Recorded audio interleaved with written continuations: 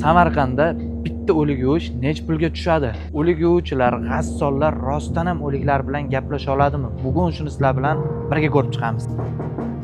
Alisher aka, assalomu alaykum. Assalomu alaykum va rahmatullohi va barakatuh. Necha yildan beri mana shu ish bilan shug'ullanasiz?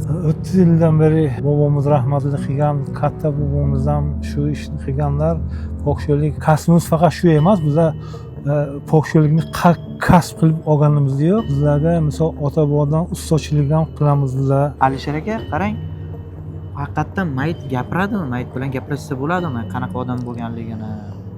Mayit albatta har bir insonni gapirayotgan gapini eshitadi. Faqat ular javob bera olmaydi. Payg'ambarimiz aytganlarki, Muhammad Mustafa sallallohu alayhi va sallam mani gapimni deganlar. Mana shu yer yuzini tiriklaridan o'tganlar yaxshi eshitadi.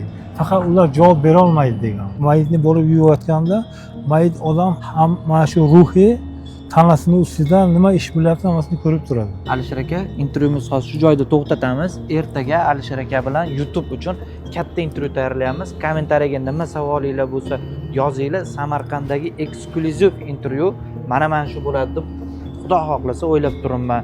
Videoga like, bizga podpiska bosib turinglar. Intervyuni ertaga syomka qilamiz.